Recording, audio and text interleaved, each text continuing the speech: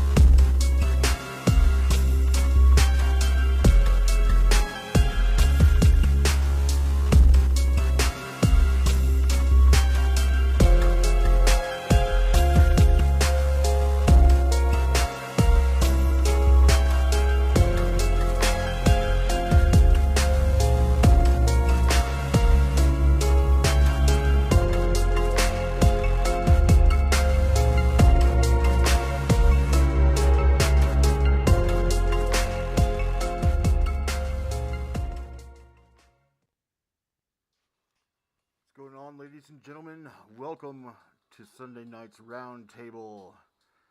We're working with the A squad. Unfortunately, there's no B or C squad tonight. So, you're just gonna have to deal with us, motherfuckers.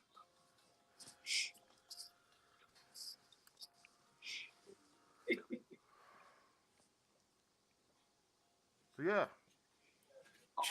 Who all do we have?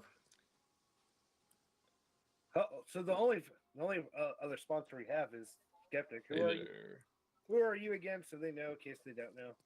I am Skeptic. I am half of the band Blood of the Beloved with my musical partner Nightshade, and I am 100% of the band Skeptic. And yeah, Blood of the Beloved is a sponsor of Btmx, and we are, always here to fuck shit up and have a good time.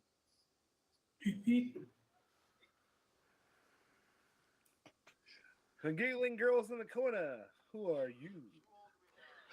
Well, we are the Soul Snatchers. I'm Sage. And I'm Rain. And we touch on topics of LGBTQ issues, also mental health awareness, youth advocacy. And I also have a show every other Wednesday of makeup and doing resin art.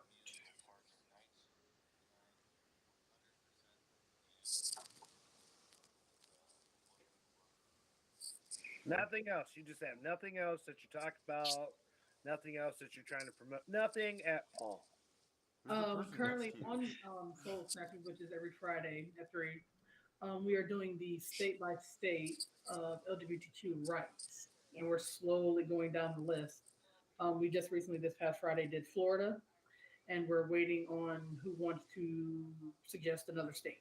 Yeah, we haven't gotten a suggestion yet for another state. You guys do Tennessee. Alaska yet? You should do Tennessee. Okay, over. Did you guys do Alaska yet? Like I asked you fucking 5 weeks ago? Yeah, Yes, they did it 5 weeks Oh, ago. damn. Yeah, Alaska. it was like the third state that we did. Yeah. Did you?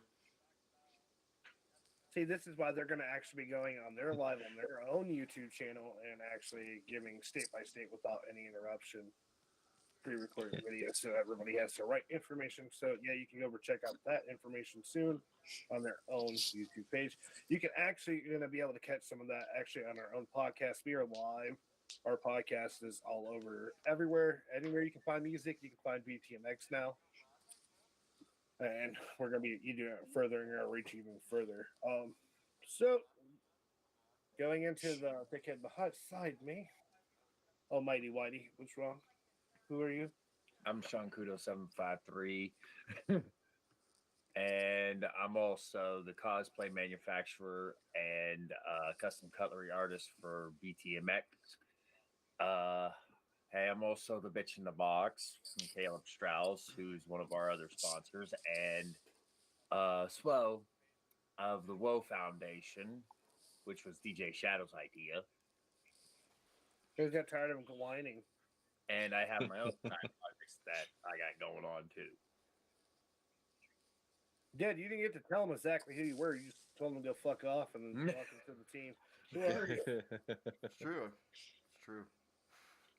I am Dead Dreams of Silhouette Death. I am the Reaper. I am part owner of this madhouse known as Btmx. And, yeah, I'm an artist, producer, fucking jack of all trades. I do it all because I'm sick and tired of outsourcing shit and waiting for it. Skeptic.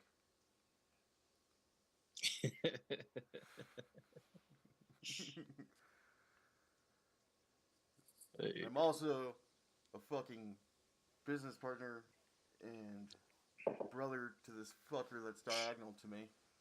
Right there.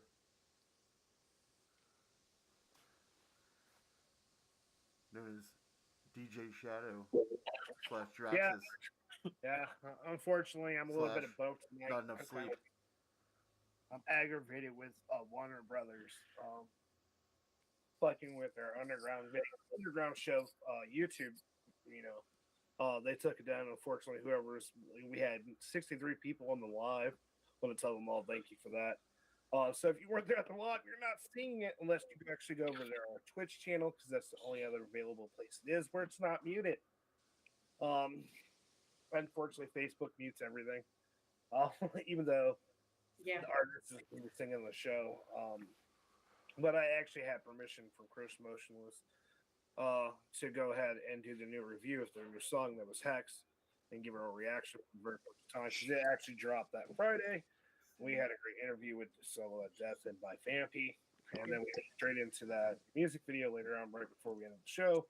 And Warner Brothers didn't like it. This is what sucks. Artists who have labels who are not following what they're actually saying and committing with other companies or trying to collab. Well, That song is so technically good. it doesn't matter because once you sign that contract, the company owns you. Right. So That's doesn't how it matter goes. if it's the creator or not. It doesn't matter what they say, unfortunately. Which I think that's where they fail the artist at. Well, yeah. That's their PR people. Like, that's shit they have no control over. Right. It's like Warner Brothers claiming that I'm their artist and I'm using their songs, even though I'm not. And what I make is not either. And what instrumentals and beats I've gotten are nowhere close to Warner Media. That's why I've been looking into lawyers to countersue. You don't get because to I'm tired of your fucking show claim becoming me. up muted and I'm saying they claim your shit. Yeah, you don't get to fucking Yeah. claim my shit. It's insane. So if you guys haven't heard of Blood of the Level, the best way to do that is actually go check them out on all music platforms. They also have an amazing YouTube channel that's going to be upgrading in the weeks to come as soon as he finds time, because they're always making music. But they also have an amazing Facebook page, and you can go check them out for all the links there as well.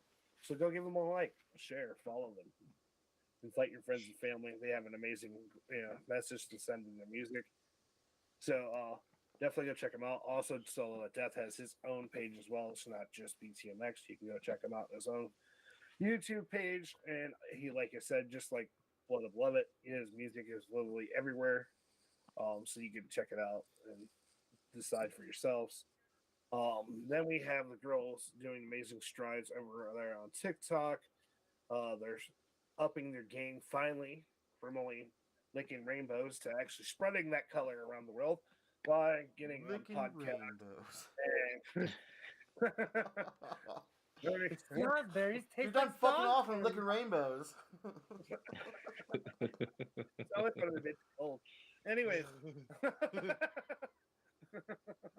they're actually doing better. They're going to be stepping up their game soon, so they can actually start to be able to get their message across and be able to help a lot more people, and maybe even build more strength into for transgender type people, because they've noticed they've been underneath a lot of scrutiny and attack lately, and that can part of their community needs more love and support than what its own community is giving it.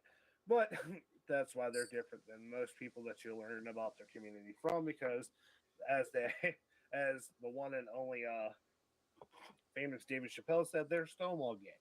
So they're not the new cancel culture gay. They're Stonewall gay. They were gay before gay was cool. Oh, I remember those fucking days. So definitely keep an eye out for their YouTube channel, TikTok, and their Instagram as they step forward to actually take claim and what they keep trying to tell you, making changes and strides in their community. Now over to me. I am DJ Shadow. I am the co-founder of Btmx, and I'm actually the founder of Btmx. I'm the co-owner of Btmx. I created this foundation basically on the whole principle that everybody has an amazing gift to give, no matter let them be big or small, and everybody has the equal opportunity to step in the light and talk about topics. We have shows that cover more about mental awareness, because we know everyone suffers. We want no one to ever feel alone, in which I really got that idea from as a music artist, and I was actually Youngblood. A lot of his music is out there and crazy, but I do like that he tries to uplift his fans no matter how big he gets. So that was my goal, to keep artists connected with their fans on a more emotional level than just music. So then when you go to listen to the music, not only do you hear the music, but you also hear their emotions in it and hear the stories behind it. So you get to know the artist on a more personal level. Yeah, and I found something out about some artists. They actually listen to other artists to actually get ideas or to actually save them. Because I actually just watched the interview, and that it was like a video on YouTube that where Billie Ella. Oh, fucking hell. Billie Eilish. Yeah. Mm. She actually was listening to Justin Bieber's music. Oh, poor thing. Okay, and it actually saved her. Because Yeah, if it saved her from ever writing anything as shitty as that. she was obsessed with him. Over in China, they use this shit as torture method. I'm sorry. That's in the category of country. I mean, I just recently found out that a band that I listened to growing up is actually used as a legitimate torture method. Was Brujeria? I don't know if you've ever heard of Brujeria.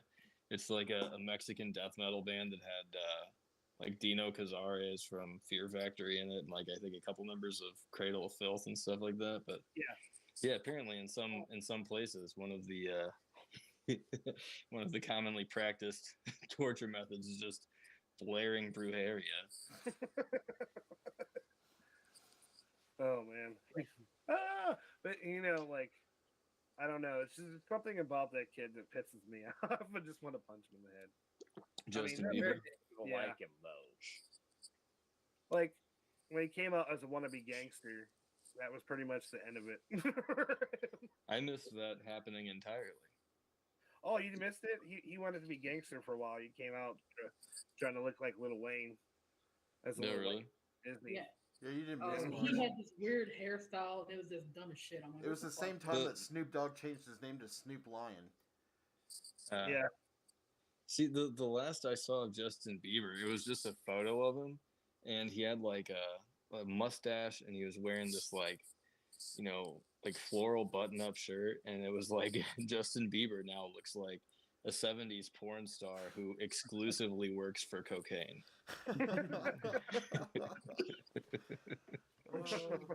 And like it was a pretty spot on description, But yeah, I guess he just is trying to find his spot, like what's my look? What's my look gonna be? It damn sure ain't that. Ew. It's like, dude, you just woke up like, I think I'm gonna do this. Please don't. Right, yeah. Like, I really thought him and Miley Cyrus were going to hook up because they're both were on the path to hell. I mean, I actually I don't know. I mean, I'm a little bit of an oddball when it comes to like the pop music. I actually like Miley Cyrus. Like there's some of her like more recent music that like I can vibe with actually. Like it's not awful, well, like recently she's been getting a lot better, but I'm talking about like before when she was going to like Nickelodeon concerts where like she was naked and she had this whole thing where she would let like people literally insert. Oh, you mean the Their finger. stage after Disney?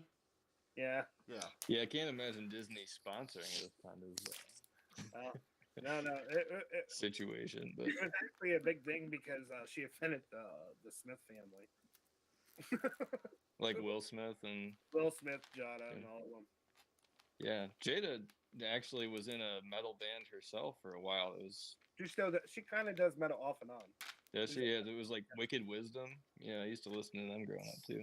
I mean, like high school or whatever. I think they only put out one album, but I remember thinking that was funny because Will Smith's big thing was that he never like, he didn't cuss in his raps or like didn't talk about killing anybody. And I think the first single from Wicked Wisdom was about like breaking some motherfucker's neck or something like that. Yeah. It's like she's got the fire. Yeah. I have to find that. I need more Yeah. information. Yeah, no, it's actually pretty cool. Like it's kind of I don't know if it's like, I don't know if you'd call it new metal or like post-hardcore or something like that. A lot of it's more of like a shouting kind of style, but she does some actual legitimate screaming on it too. It's I dug it for what it's worth. So any of you, like, what's the topic tonight, Dad? I figured it out. Whatever the fuck we want, since everybody that, is collaboration whores are not here. Except for Skeptic, he's one, but that doesn't really count. That's only one opinion. Your opinion still matters, is what he's trying to say, but we need a specific one. we need more than just one opinion though. Yeah, Yeah. we need like Patrick, Yes. who's the collaboration master whore. And then we also need like Caleb, because, I only have done one collaboration in my fucking life, and that's with fucking Beloved, so. Wait, that was the only collaboration that you've done? Yeah, nobody likes working with me.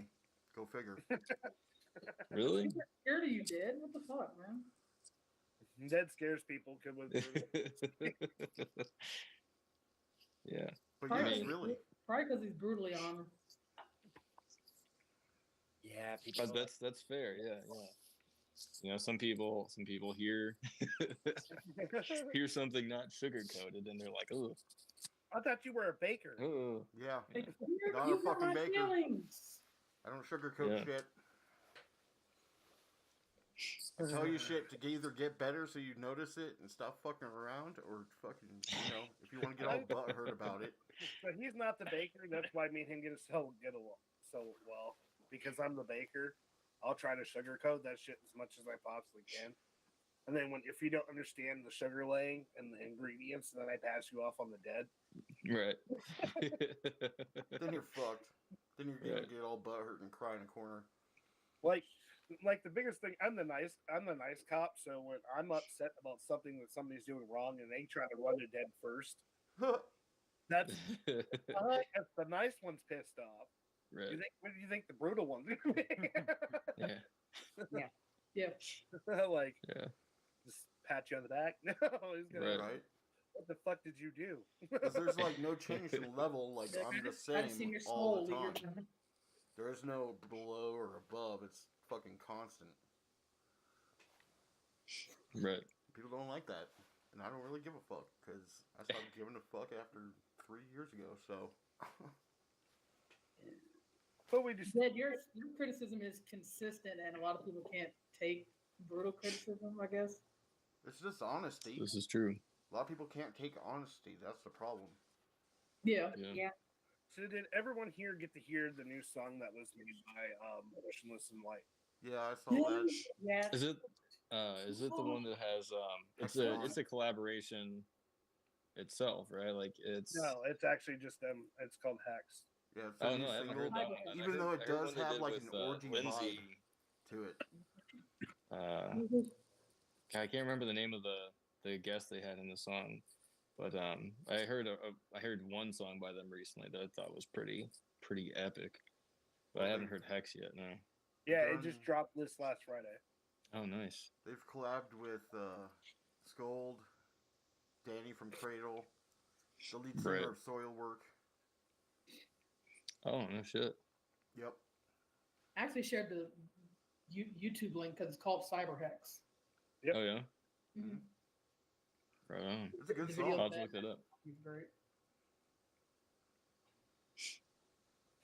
Oh, Happiness. Yeah.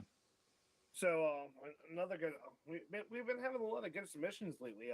As you can see, as the show's getting better. So I want to tell all artists out there, thank you for opening up to us here at Btmx. And that goes for all artists. I might not like country, but we're gonna end up having sacrificing Miss Rain eventually to the country scene. You know, we keep saying that. Yeah.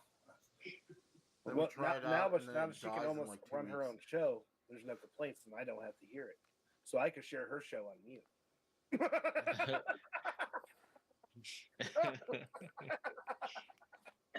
I will never have to hear one word of that fucking show. But doesn't mean I don't care about all the artists in that community. It's just not me.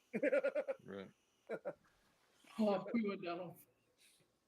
I did it. I did it for a while, and I felt like I was committing a crime. So we got some comments. Alright. Yep. Let's read some comments. Oh, we got Jet my sick more saying good evening on YouTube. We got Good evening. Soul Hey Jet. We got Splatter Bling. I like Miley better when she was on the top. The toot. What was it? I like Miley better when she was on the toot. Yeah, on the toot, not tots. The tutor? No. The bitch? I don't even know what that means. Meth. Honestly. She was You doing don't know meth. what tot means? Look at No. nuns and tots. Look up what? Nuns and tots. All right, I've Yeah, got my look that. homework now. Oh boy. The girls know what it means, right? Hell no, because I'm looking up now. I'm You get a scared. live reaction. You're laughing too much for this not to be good, so I have to look it Oh up. my now. god. It's Oh scary. god. They don't know what It the should law. be something we did. No, they do not. Do do do do do do do do do do do do. Well, what is it? Right, I'm in suspense here. Right? Well, it gives a couple of videos, and then it just shows a picture of a chick that kind of resembles her. That's. Look up Urban Dictionary definition. Right, yeah, we gotta check with the resources here. I'm about to show you what it is. Urban Dictionary. I'm gonna try to keep it as close as to mature as Ain't no mature for that shit, okay. I'm gonna try to be nice and not overkill everyone. Overkill it. Fuck it. It's the round table. Okay. Right. Yeah, just give us the brutal honesty. If you're gonna do it right. Yeah. Okay. Everyone in the world is gonna see this. So if you type in nuns and tots, basically it's a really hot nun dressed like a hoe. Oh. So Miley at some point did this? Yes, she was a tot. Already. She would. Power to her. Hey, So that's what that is. right on. Well, Apparently, Miley Cyrus is an actual Urban Dictionary word, and I didn't realize that. Oh, I wonder And how it much- actually says doesn't surprise me. a ratchet white bitch who thinks she's hot shit. That's pretty much dead on. Spot on Wow. right there. That's so brutal. That's That's pretty brutal. Yeah. hurtful Yeah. all up in the brain. Yeah. Hey, breaking heart. Yeah. But when he, No, when, what- when he made that song, I wonder if he was thinking of his daughter. She wasn't born yet. that came out before his daughter was born. Right. Yeah. Like, Hmm. she meant it to do some of that shit just to piss him off because he was being like a racist dick at one point. Billy Ray. Yeah, Mhm. Well. it was like a more of like a fuck you dad type situation. Yeah, and she Yeah. also did it She broke his achy breaky heart. basically get away from the whole Disney look as well. Well, Right. if you, Yeah. every person that's worked at Disney ends up doing something fucked up and erratic. Yeah. Like Yeah. look at Britney Spears Yeah. Justin Or- Timberlake. I mean. was treated like shit. She lost her Right. fucking mind, and then her dad was a douche. Yep. yeah. And I then don't. I don't look remember at what your- happened to Christina Aguilera, but I feel like she went through a whole dark period. yeah, she had her moments, but she tried to Yeah. mostly. Most of hers were caught by like TMZ and people being up their ass, but she I'm mostly sure. tried to Yeah. keep it out in the dark. Well, look at Eric McCartney from Backstreet Boys. Mm. He was an abusive asshole. Right. Oh God, so it's true? Yeah. Oh yeah, he was beating the shit out of women. Oh no. That's why he joined the boy And band you- so he could actually. And you do can't that. be doing that. No. You seen a fucking video on that? We're like, that can't be true. That don't sound true. Why would that be true? That's horrible. Oh, Right. fuck hell. Rude. Yeah, it's wild to me, like how prevalent in like in the actual span of famous people in music, like how prevalent abuse of some kind or another is. You know, Yeah. like you hear stories about like the rock stars of the 70s and 80s and all that stuff about how like so many of them are basically like rapists and pedophiles and stuff like that. And Yeah. it's like, yeah, it's insane. And I mean, you've got even like pop stars these days, like Drake, who's, like grooming young teenagers and stuff like that. See, what pisses It's me off insane. about Drake is he came out on the scene acting like he was a rapper that had a heart, right? He had a heart growing up. Motherfucker was on Degrassi as an actor in Canada. Don't give me that shit. I'm out here kicking around a motherfucking basketball, soccer ball. This motherfucker's got like mansions and shit, but he's living hard. It's like that ending scene at 8 Mile where Eminem just rips open on the leader. He's like, Right. I mean, exactly. I mean, he was exactly fucking Papa Doc. That's exactly. oh. And then His look name at is Clarence, and he has real nice parents. parents. Oh shit, yeah. For the longest time, he was beating the shit out of Rihanna. Yep. But once again, that also leads back to a lot of people just not being able to deal with anxiety. So they explode on the people they care about the most. Yeah, the people that are closest to him. Still not a 'Cause fucking it's better excuse, to- though. 'Cause, Yeah, I think there's got to be some sort of a like I don't know what you call it, like some kind of a power trip aspect to it also, where like you get to a certain point and you're like, you know, basically corrupted by all the fame and notoriety that you've gotten or something like that, and it just like removes your soul. But you also got people like Terry Crews, Vin Diesel, people like that. Keanu Reeves Ended up, Keanu Reeves. Yeah. Like he's you're the talking biggest about like one. the good side, right? He's the biggest giver of them all, dude. Right, I was gonna say, like, I didn't think Terry Crews was a bad guy. Like, no, Terry Crews actually, his mother used to get beat on by his father. Okay.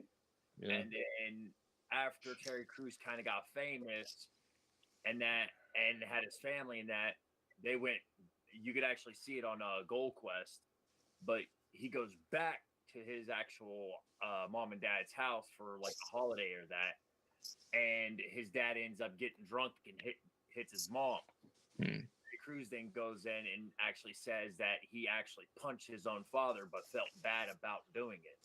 He thought it would help him, but it actually made it worse for him. Yeah, dude. That's insane. Yeah. Terry Crews is one of the guys I follow. Keanu Reeves, Arnold Schwarzenegger. Keanu Reeves just reached out to somebody who was turning 88 that wanted to meet him before anything happened to him. He went out of his way to make sure that that person got their wish. Oh, He's the most giving of all the actors that I know, because like he dedicated like over half of his fucking Matrix, or actually all of it, all his salary that he got from the Matrix movies, he gave it back to the cast and crew. Yeah. Yeah, right. Damn. And if you look at his upbringing, it was fucking a bad upbringing. Well, he lost his child and his wife. Like, yeah. I read about that recently. It seems like the people who have had it the rough try to be the kindest. Yet the people who get it easy, have that easy life, they later on in life try to be hard and tough, and they can't cut it. Yeah. Like, yeah. It's funny as hell.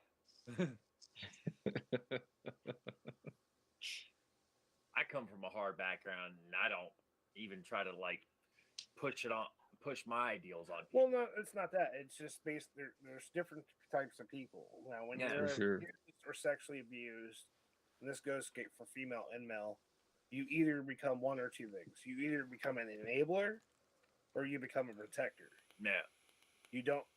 And then you also got some people that can become both, and then have the hard decision to differentiate what's right and what's wrong. Yeah, there's so much. It's like so much to the the way that your history and like the things that are done to you, like the trauma you go through, shapes the way that your mind works and the ways that you think and stuff like that. I mean, we've come so far from even like 20 years ago, and I feel like we still have so much further to go before we really understand all the different ways that everything that happens to you shapes the way that you act in the future. Like, it's crazy. The mind is such a crazy piece of work. Well, shit, we only use 10% of it. That's what they say, yeah. Imagine if we fucking unlocked the other fucking 90%, what we could be able to do. Well, I had read recently, I don't remember what this was. I'll have to try to find it again, but it was like, the instances you see where like people are electrocuted and like fly back, like the kind of propulsion you get from like a shock or something like that sends you flying. It's like, it's not actually the shock of it that sends you flying. It's actually the muscle response from your own body that actually does that. And it's the same with like if you have an adrenaline rush and you're able to like pick up a car that your kid is strapped under or something like that. Yeah, like we're capable of a lot that we haven't really tapped into yet. I'm not sure if Feel people bad want for to. people want to do. Scary bit. Was it? I said I feel bad when somebody actually taps into that. Or another great person, unfortunately, passed away. Is Robin Williams. He was very too. Like he would go around hiring For sure. for around. Oh yeah. I heard about that recently. That like every what was it? Every like event that he did, he required that they have at least 10 like local homeless people on staff that they were, paying to do various things around the set. Yeah, right. Yep. I mean, he made sure that he was giving back to the people that didn't have, because he was that person at some point in his life. Right. I know. I like this whole concept. Like, even in the darkest moments, there has to be some type of light. And that was, he didn't believe that he was better than people. He wanted people to believe that they were just, equal.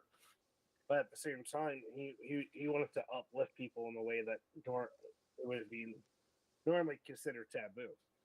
Right. Robin Williams actually said a quote, and it hit me when I was younger, and it kind of pushed me through all my darkness. He said, "Why should I use my comedy to hurt people when I can use the sadness that I have in me to make other people feel better?" Yeah.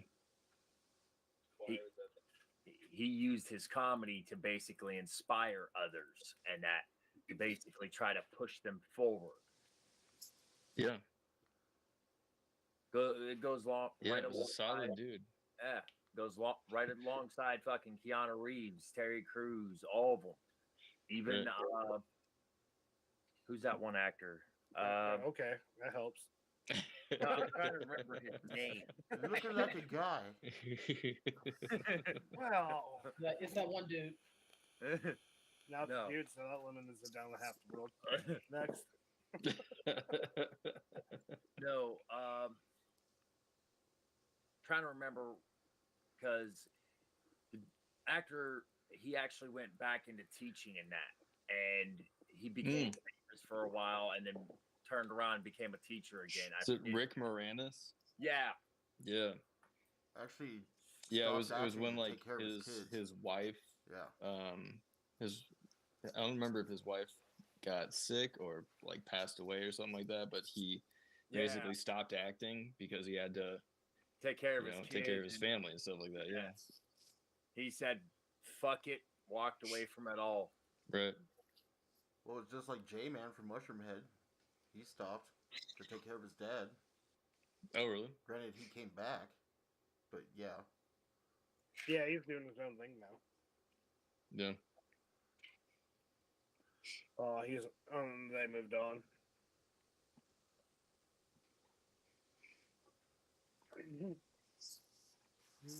Which I also like when they came out to out here to the Cove too. They actually would they would play out, and then they would actually not only just interact with the fans, but actually hear their stories. I remember being at the Cove one time, and there was homeless people down the street, and they actually took like a shitload of food to them and shit from like the venue, and paid for them to have hotel room, brought back the keys to them. Yeah. Yeah, when they were on tour with Dope, it was Waylon's first time on tour, actually. He just replaced J-Man. They came through Denver, and we fucking hung out with them, and they're like, it was Stitch, Waylon, and Benson. They're like, "You guys got a fucking grocery store around here?" I'm like, "Yeah, there's like a King Soopers up the way." They're like, "Well, let's go." Shit. Like, I like bands like that. Full giving heart. Fucking love their fans. I can't stand people that don't like their fans anymore. Right. Or they act like they want to talk and interact with their fans, but then they're a whole different person when you get to work with them. Like, one of my biggest idols, and I'll say their name. I got proof. I do. I got physical proof. What I'm saying is true. Right before I actually start partnering with Dead, I was trying to get more into the music scene because by this time, we originally started on doing Btmx. We're doing a lot of interviews with models, and they were a lot of either up and coming models or models that have already made it. And this is before I had the Soul Snatchers. And then the very first band, I was surprised they wrote back, and it was Puddle of Mud. And for a long time, I grew up on Puddle of Mud. You know, that shit was, you know, your heroes. You want to talk to Wes and get to know them on a more personal level. And it turned out to be like a spoiled tantrum for everything. I mean, it was one excuse after the other. It was very unprofessional. It like turned my whole morals of like, what the fuck? Yeah. Instead of the song, she fucking hates me, it's more like, does he fucking hate me? Like, did she have good reason? Maybe. Yeah. Oh yeah, like.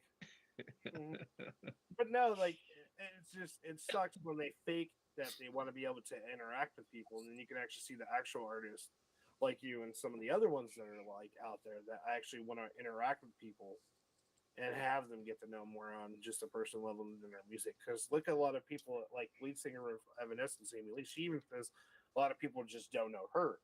They know her music, they don't know her. They don't know her issues. They don't know some of the stories behind the music.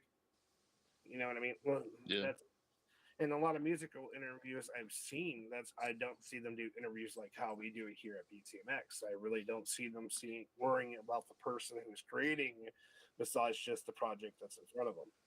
Yeah. That's the industry, man. Nobody cares about the fucking artists. They care about fucking what they're putting out and But that's their where music and what that's money where they're making. Btmx is going to put a change in the industry, because I think we care more about the person producing the product will be better the next time. Right. Because not only they have the reach now that with their fans on such a massive level, but they also have the respect and more of an understanding when shit goes awry or something happens. Instead of being booed off stage, you get respected. You know what I mean? Right. You're not just like a dancing, like a dancing monkey or something like that. It's like, Like a lot of people got upset when lead singer of Five Finger Death Punch, Ivan Moody. when he wouldn't wouldn't do music. Well, he was having a mental breakdown at some points, and nobody gave him the respect to understand he was still a fucking person. I knew Ivan like back in motor grader days, and oh, for real? Oh yeah, and because he lived here in Colorado. Oh yeah, that's what's up. Yeah, and he used to love his fans until they start tearing him apart. Five Finger Death Punch. Right. Like, well, it was because after Five Finger Death Punch became so big, fans were just crossing lines. Like, I understand that for you guys too. You have to worry about that. Like, you get fucking stalkers, and then you got people stealing your photos of you and your kids and putting themselves in it and cutting out. I mean, there is a line. I understand, but at the same time, sure. If you want everyone to equally respect you, shouldn't you equally give the same respect back to some people who are just not out to get you, but out to respect you? That's a form of. You can't take every fan like they're a fucking stalker, though. Right. Like,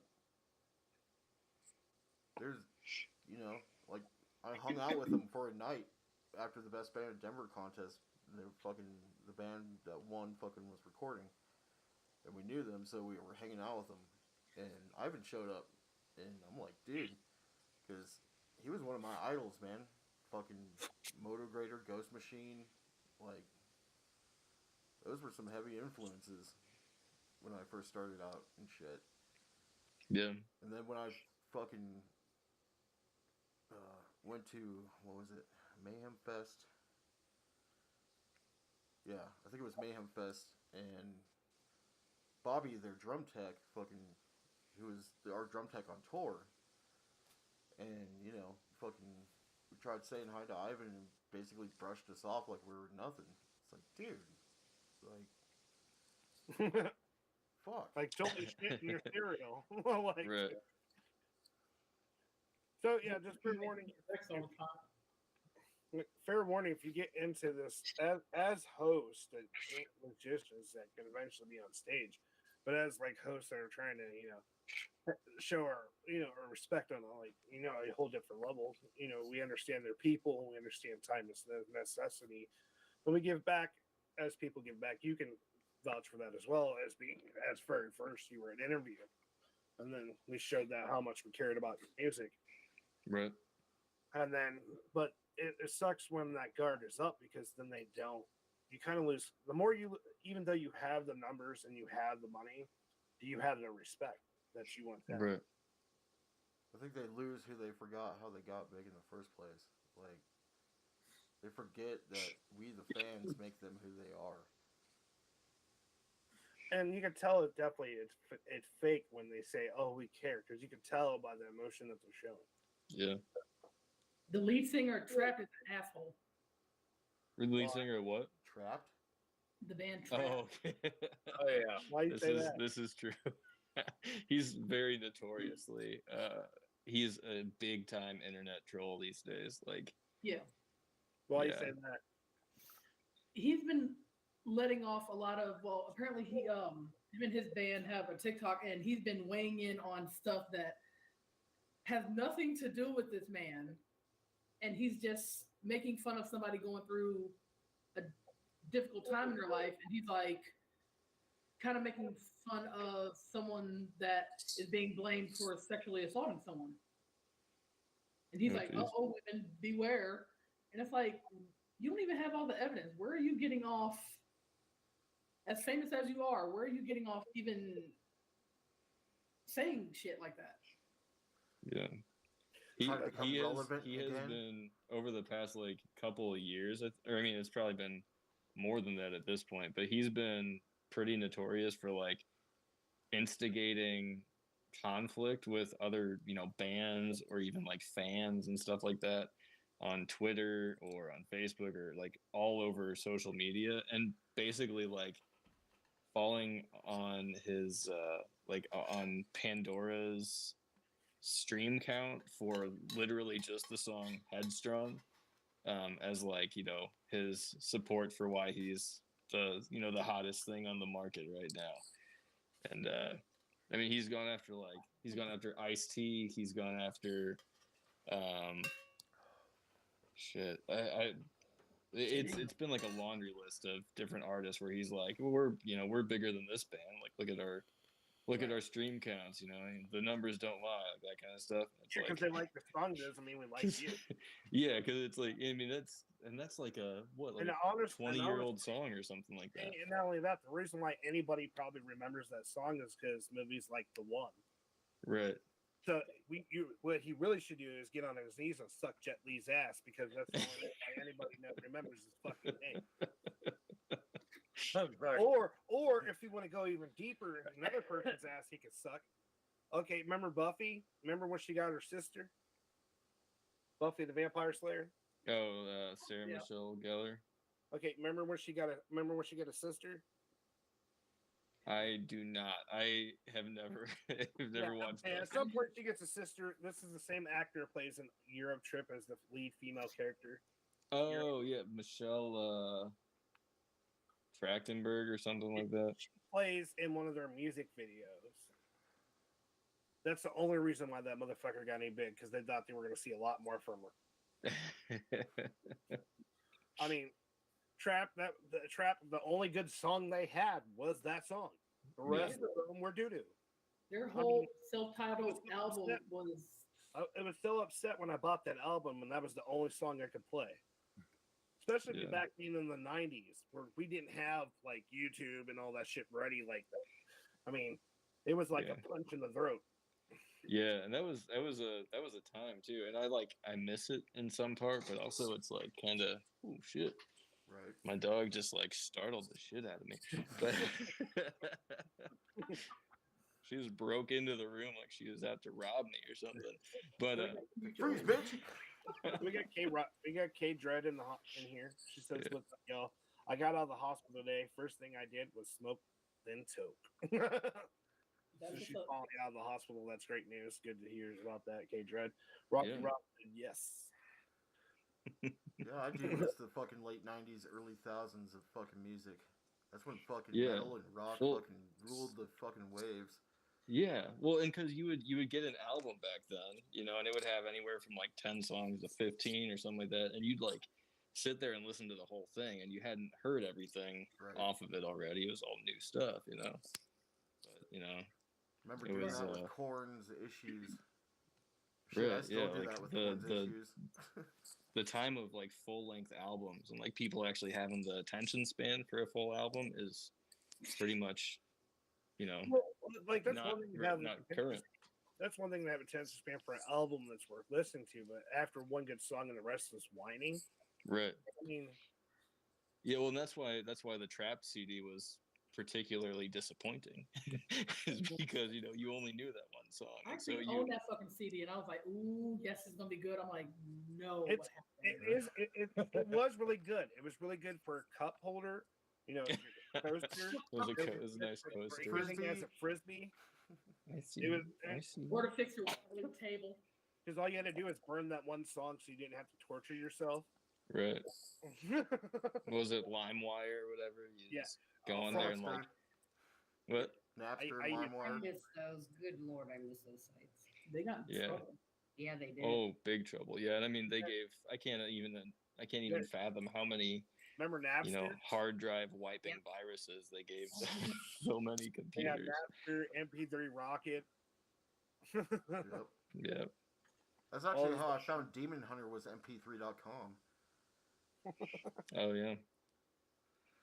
Yeah, Demon Hunter was a fun one back in the day. Still is. Are they're still making music, I Oh think. yeah. Nice. Another good band. The one band I was really impressed after I got to meet the lead singer, because I thought after I got to talk to Wes, everything was going to be shit. I was kind of Right. So I reached out to another famous band, and I got to talk to her, and she just explained that she's busy and she would love to. It's just they got so many projects they have to do by a certain amount of time, and then they're on tour, and there's just no time to do more, because then there's no time for herself. And that was Maria Brick from In This Moment. I mean, and then I got to meet her when she came to Warren. That's an Oh, epic sure. band too. Like Backer Music Hall. She's a really nice person. A lot of people call her like fucking names that she has to deal with on a daily basis. Like people try to accuse her she fucks her whole band, and I don't give a fuck. She seems nice to me. I don't give a fuck what she does behind closed yeah. doors. She's like kind of Janet like Tortures. she's kind of like taken that the whole all the shit that people have thrown at her, and she's kind of like owned it, like sort of flipped it around and made it part of her like part of her message, is like like basically you can call me whatever you want, and I can be whatever the enemy that you're looking for is, but that's your projection. That's not who I actually am, kind of a thing. Yep. But yeah, they're cool. Like every album that they've put out has been like a completely different experience. Another good female lead that I would actually talk to, that's pretty famous, but she was really nice, was the lead singer of what's her name? What's the name of the band? Damn it. I hate when that She played as Luce and the Grinch when Pretty she was Reckless? a kid. Oh, the Pretty Reckless, yeah. Oh, She's just extremely busy. Oh, I'm sure, yeah. And then we have physical proof that we've talked to Danny from Cradle of Filth. It's just if you're going to talk to somebody, I understand where they're coming from. You need to go on a more professional level instead of constantly stalking their page. Right. It pisses people off. And so I get where they're coming from if you do it the right way. But then there's just some artists who don't give a shit. I mean, yeah, for sure. They shit over everyone. And that's why it's very surprised to find like artists that are like that. Yeah, there's Or still artists some stealing out there. artists' music and then canceling them out.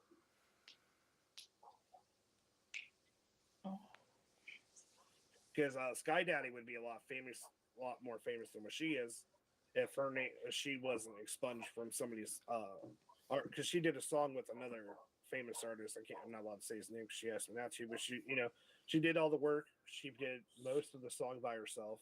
She mastered it. You know what I mean? It was supposed to be a perfect collab. She sends it back.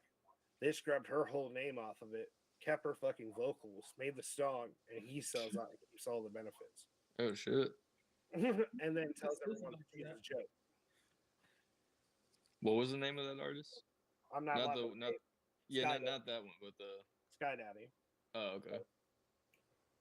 She's the one that's singing songs like Triggered, Hold Me, the LGBT song the girls fell in love with. That she did a cover of another song and made it her own. Right on.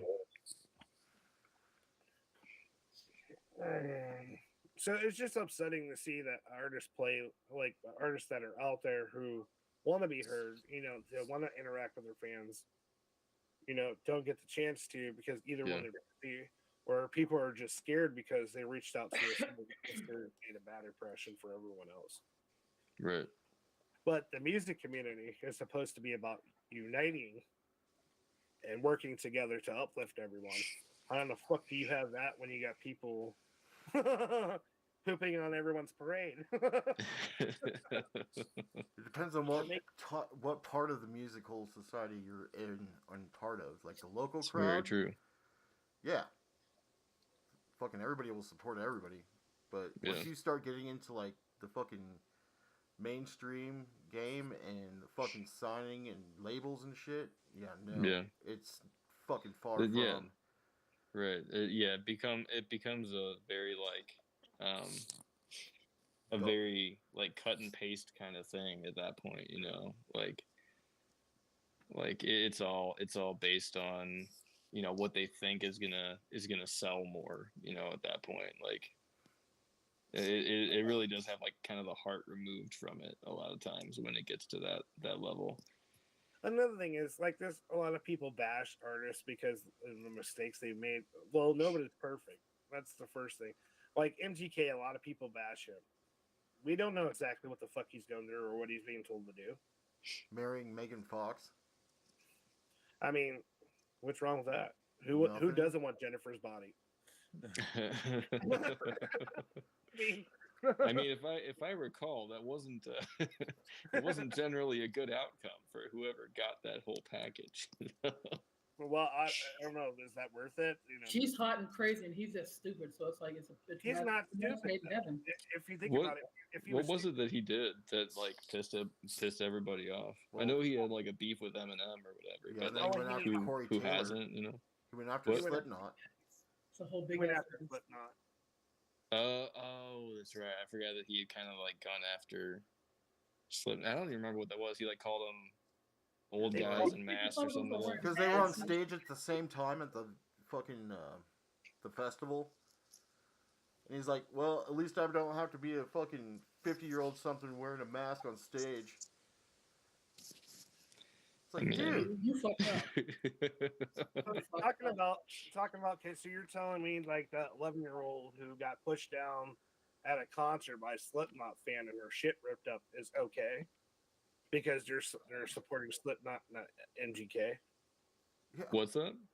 An 11-year-old got attacked at a festival because once again they were on two different stages at the same damn place. The Slipknot fan pushed down an 11-year-old girl, ripped her poster out of her hand that she just got signed by MGK, which probably took forever to get his attention to do, and was attacked. Not only that, I don't support anyone attacking an 11-year-old kid ever. Like there's not an instance where I'm going to say that that's an okay thing to have happen. At the same time, there was people literally throwing logs at him on stage. Throwing what? Logs, like fucking pieces of trees at him on stage. Now, once again, that's treating somebody not as a person, all because he said words. That has nothing to do with us as fans. Yeah, it's but not you don't really like fuck Eminem with the said, MAGA crew either. Fan, Like, I mean, that's one thing to be like, okay, I don't like the dude, not appreciative of his covers, but I'm not going to pay money just to go see him and have weaponry on me so I can be charged with assault. I mean, I get that he fucks up, but everyone fucks up. Everyone has to learn somewhere. And like Dad said before, once in a while, times is bad publicity is still good publicity. So True, bad yeah. publicity. He's being told, and like you get like Dad said at the beginning of the show, record labels own the artists. So a lot of the times, the record labels overstep their boundaries and make them do things that they're just not them, just to keep them in the public eye. Yep. Or to sell an album, because you got to remember his last album is Tickets to My Downfall.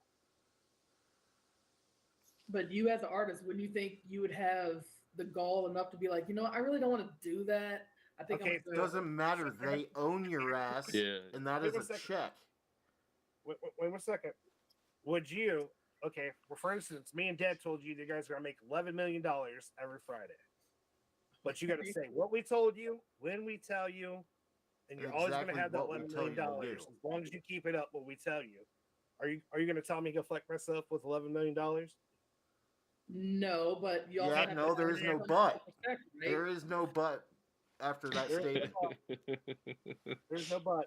It's you do what I say, or goodbye, MGK. Well, I'm saying self-respect as an artist, like you don't get to say no just because you're offered money. No, it's either you do what I tell you, I'm paying you for it, get the fuck out of here. Somebody else will do it. Or you lose your contract and you owe us money because we lent you the money in the first place.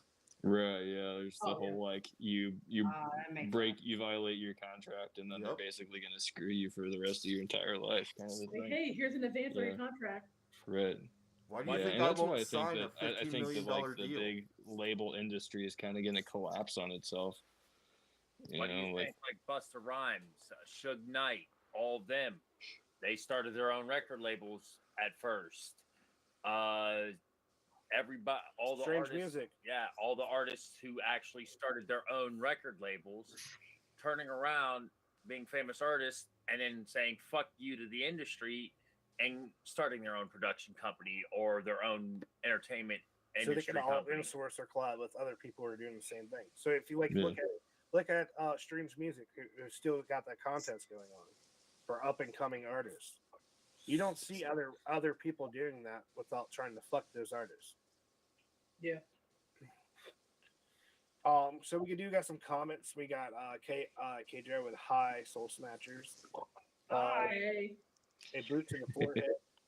K Dread says Rocky Road, that's messed up. It's just music. I hate just because we don't like certain music doesn't mean we should hate on them or any fan.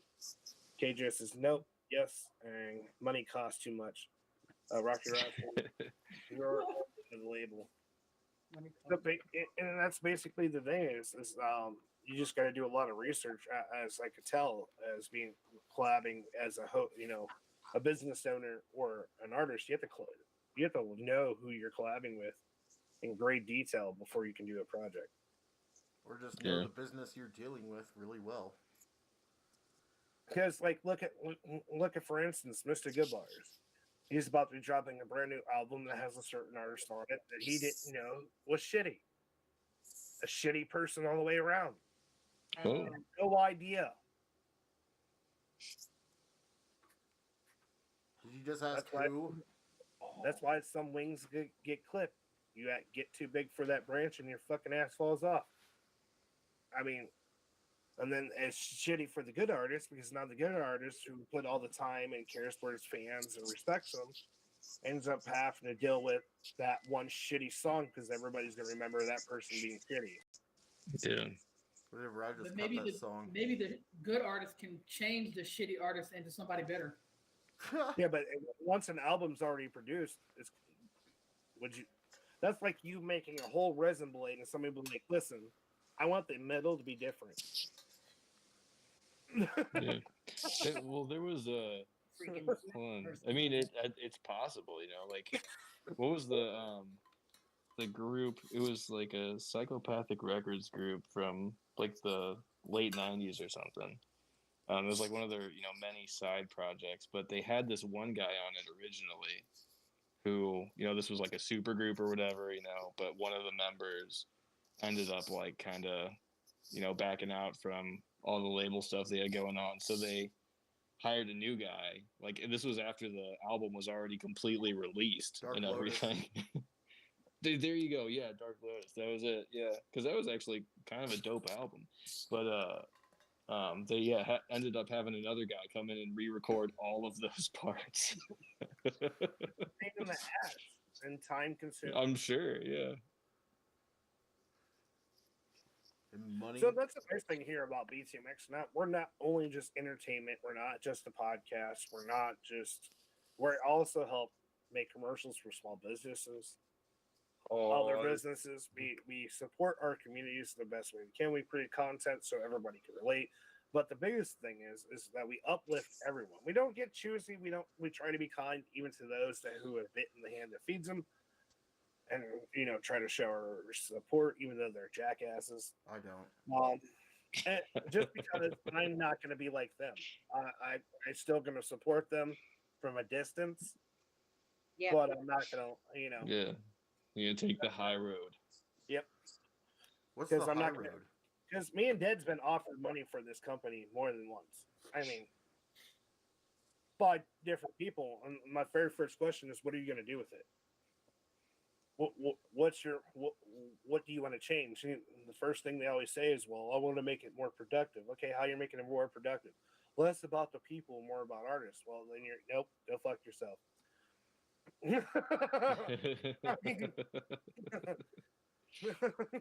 No, thank you. Yeah, Right. the second Anyway, giveaway is if they won't have a meeting with us face to face. Like, if you're not willing to meet with the owners face to face, then what's the fucking point of buying something? Right. Yeah. Like, what are you trying to do? Trying to be shady. Right. I just want to buy it just to have it. Like, fuck you. That's dumb. No, thank you. We'll keep caring about people while you go fuck off over there. We'll tag you in this later. But on a serious note, in order for people to evolve, we need to start working together more on more than just about somebody's talent. We need to worry about the person behind the talent, and that's what we do here at BTMX. Like the Soul Snatchers going state by state, to me, was a really good idea because they're not only now representing their community, but they're actually teaching their community some of the info that they don't know they get for their own. And I come up with that idea because of something that we're dealing with in our personal life right now. That's what gave me the idea to do that for our community and to educate them on what they need to do. And everybody does need to know their rights. Yep. So For sure. So once again, we are live right now on YouTube, Facebook, Twitch. We're also, you can also hear us on our podcast, which you can find on all music platforms, including Google Podcast and Amazon. And Spotify. Well, that's where all the music goes, like Spotify, Tidal, all that shit. Yeah. Yeah, we're everywhere. Another thing is that we're a label. And what we do for our artists is I'll do a lot. What I can't do, Dead does. Dead does all the music mastering and the music ideals behind it. I do all the promoting, the page running, and stuff like that. Because for an artist, it's kind of hard to focus on music and family life, but you have to run 6 different pages. You have to make sure you have a merch line. You have to make sure your music is getting out there for distribution. We handle all of that for the artist. And guess how much we claim of their money? 0. It's one time they pay us in the beginning to do the contract together. That's one-time payment. We even do payment installments. And we basically, you're just like you're doing it by yourself. Except we're here to guide you. We're here to help you, support you, make sure your material is getting out there, make sure your pages are running, make sure that your social media is always up to date, and make you look more professional. So every time something's dropped, we make a big deal about it and everything. So that helps the artist grow. Which I'm really impressed because the Festivalene's page, Lyrical Deity, that just started, like 5 months ago, guys? Maybe 6? Yeah, about that.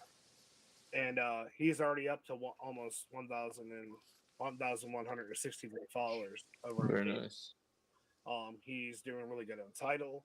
And it's because he's able to focus on the music instead of all the back scenes and everything like that. So we offer a lot here at Btmx. We're also hiring models to join our team as well. Right now we have 2, which are coming out with projects soon. We have the girls down in the corner. I give it, they're for LGBT, so anything that has to do with the community that they're trying to keep up with, any questions that you have for yourself, that you really want answered, you just don't feel comfortable writing them on a show, write them at their page. Because there's maybe something that you, being straight, don't know about the gay community, and you don't want to say to offend somebody. It's best to have people that are part of that community who are not going to beat around the bush or give you some bullshit about it, actually educate you. Right, we'll give you the Wagham's history. Yeah. Hey, you know who found it? Soul Snatchers? I was torturing them for months. I'm like, get your fucking asses on here and just get it done. You can do this. Push, push, push, push, bust. So many Shiloh LaBeouf videos. So many. Just do it! It was scary. Can't say it wasn't. Like Sage does the cosplay, which she's doing on this Wednesday night. She's a very top video on her Twitch channel. Anything from 40 to 60 views a week every time she does that. Very nice. I'm trying to get new ideas because I'm not used to expanding my cosplay except for vampire cosplays. Now I'm doing. I have a challenge for you. So you know how you took that artist that you did? What was the last artist you did? Terabyte. Terabyte. She took Terabyte's song Boogeyman and did her own personal view of what the song meant to her, with her makeup and cosplay. She did really well with that. So I challenge you to do Blood of Beloved's song, Hollow Man.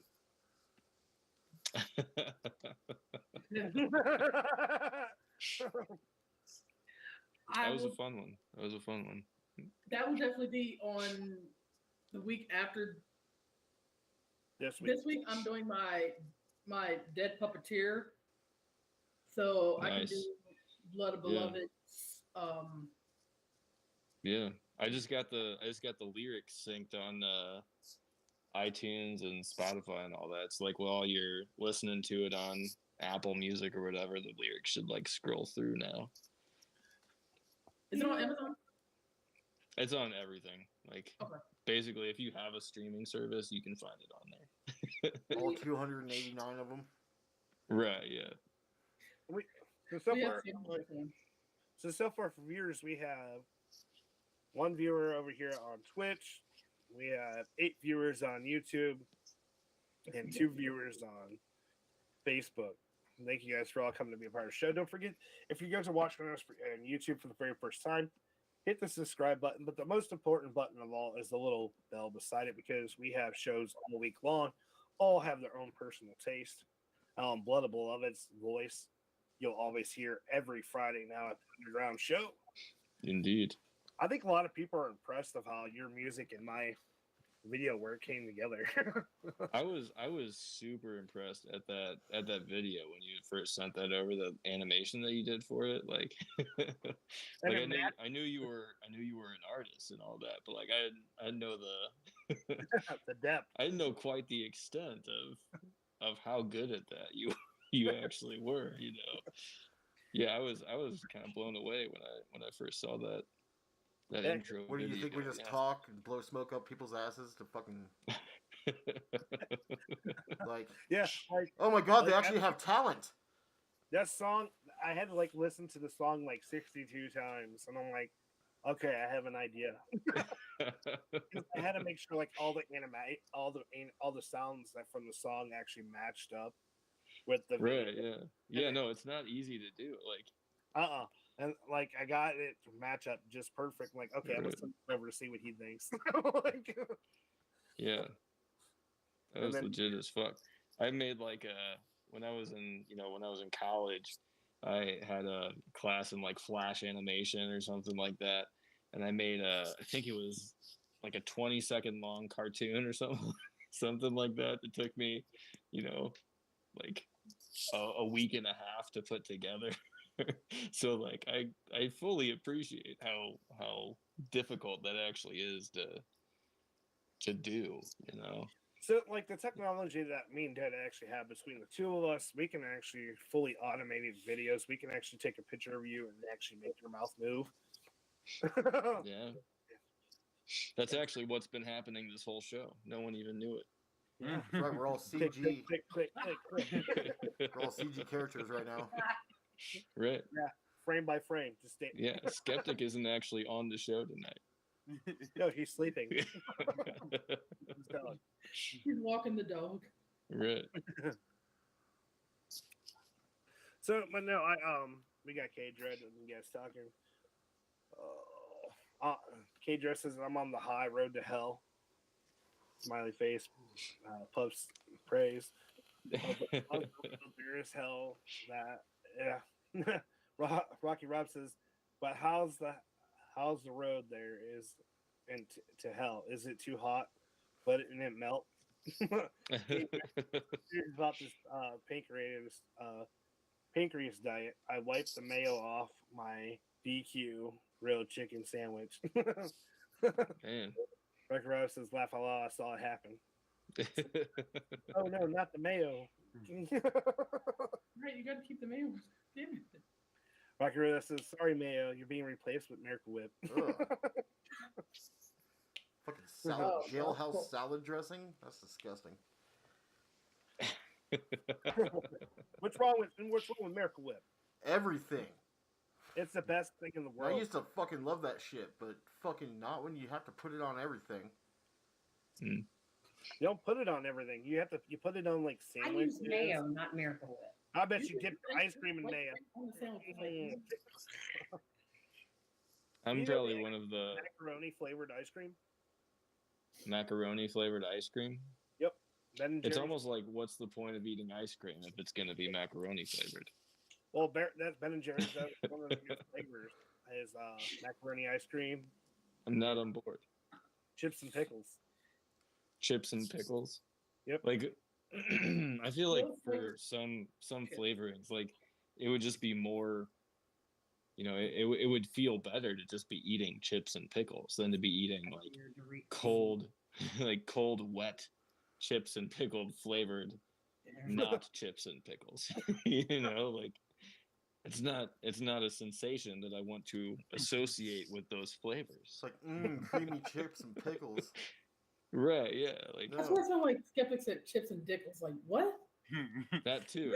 Yeah. What did you say? Chips and what?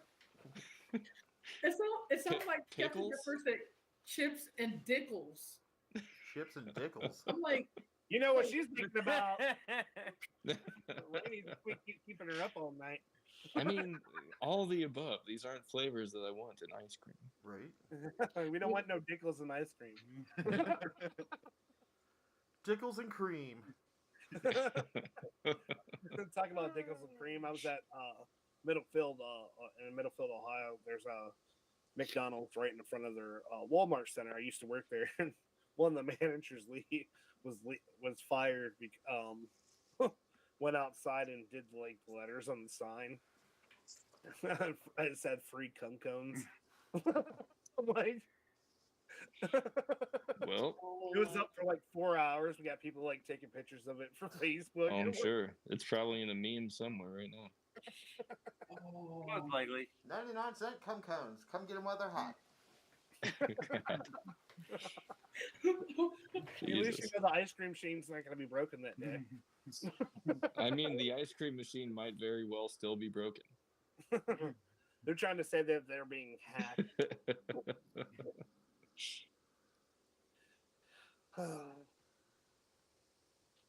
So definitely, you're guys going to see this show with everybody that's part of the show. They're going to have their Blood of Love It, Skeptic. We're definitely going to have your page tagged to this video, so everyone can just click on it and be able to find your music really easy. You guys will be able to see the Soul Snatchers YouTube channel as well, because they are amazingly doing pretty good. They're at 112 subscribers. Yay, we can do it. We are at 298 over here at Btmx, and we're just, come on, we just need two more. Right. That's all I want for Small, the small. subscribers. McDonald's took all the salads and grilled chickens off their menu. Well, there was a problem for like. There's a lot of problems with the salad at McDonald's. As a manager, you used to be a manager, I'd tell you. A lot of the time it's E. coli, and so Oh yeah, yeah. they have to retake. Or sometimes you find wood chips in it. That's not what you hope for. But that's happened. Wood chips would be inside somebody's salad when it actually came in the bag like that. Like, what the fuck? No mixing flavors. Was it Jack in the Box or Taco Bell where whatever the meat was they were using for the tacos was like it was only like 40% beef or something like that, and the rest of it Taco was Bell. your own question. what's that? You just answered your own question. If it was Taco Bell or Jack. Well, no, Jack in the Box has tacos too, and I feel like they so like Burger King. Oh yeah, Burger King had tacos for a little while also. But yeah, it was specifically like the. Yeah, I don't remember if it was, but did somebody say it was Taco Bell? Yes. Yeah, it was. Taco They were Bell. like using horse meat or something like that. Oh no, that was actually Burger King. Burger King got. Was it? Yeah, Ew. Burger Yeah, King got- but like I can't imagine that that's like Legal? cheaper. You know, like I can't Actually, imagine it's that's cheaper. actually helping them in any way to be like mixing beef with horse. You know, like it can't be. Well, you gotta think when they make those patties and stress in the machine, you think beef, which has a higher price definitely now due to everything that's going on in their world. Horses who normally get sent for glue and everything else now has another process that can be paid for at a cheaper price than regular meat. So you mix a little bit of beef so nobody bitches, and then Right. you got yourself a fucking Whopper. Mm-hmm. Because that's what they were doing for the longest time. They Oh my were God, is that why this stuff's tasting different now? Yep. This explains why our crackheads are running so fast. Yep. It explains it all. Swear. Yep. But I did see a story recently on Newsbreak where McDonald's is being sued by the ice cream fixing company. Oh yeah. I'm not sure why, but Our ice cream machine is down. Right. You want to know why most McDonald's? You want to know the secret behind why it goes down so much? Because most McDonald's do not train more than 3 people and how to correctly clean that. So therefore, all that fucking old milk that curdles and The gets stuck in the mildew. machine, it's being put into your ice cream. ew. So have you ever got an ice cream cone from like McDonald's and you notice how they start dipping them? Yeah. There was the reason why it wasn't to help you give chocolate; it was to cover up that sometimes there was curdled milk in it. What do you think the fucking Shamrock Shakes milk you know? Yep.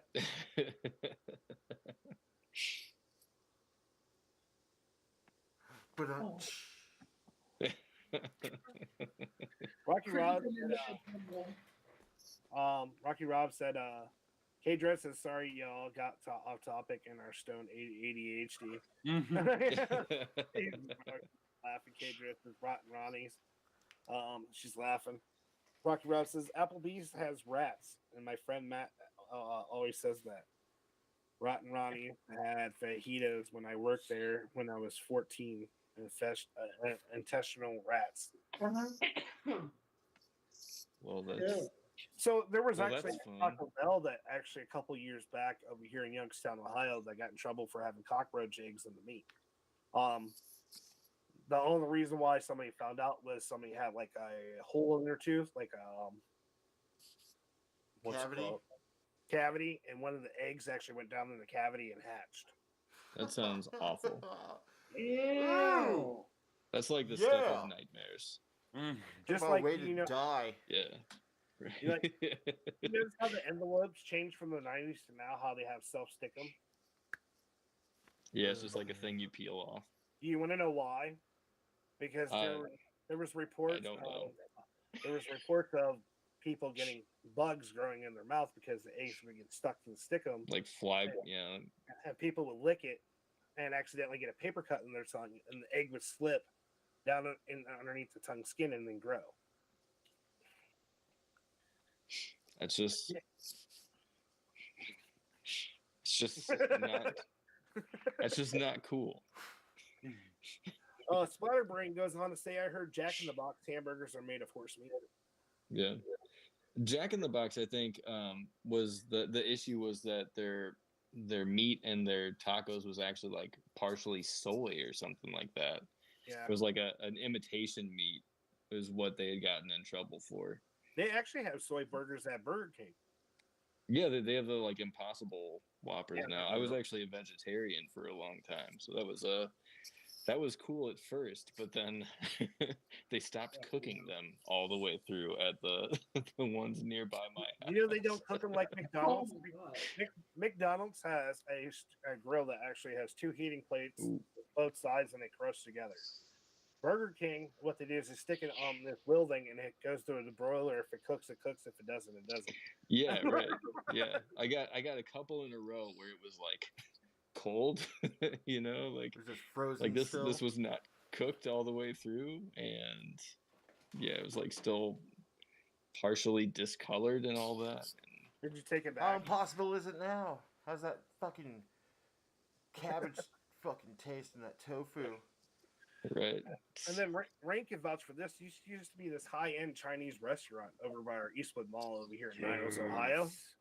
And they would have like all the famous people going out there, like going there to eat, and Yeah. they would cook in front of you and stuff like that. And until they found out what the meat was, that was not chicken. These kitties? They were buying. Yeah, it was. Meow, It was meow, meow, meow, meow, meow, meow. meow. Woof, woof, woof, woof. Squeak, squeak, squeak. Yep. Hmm. They were actually paying people to get them cats for like 10 cents a pound. Cats, dogs, rats.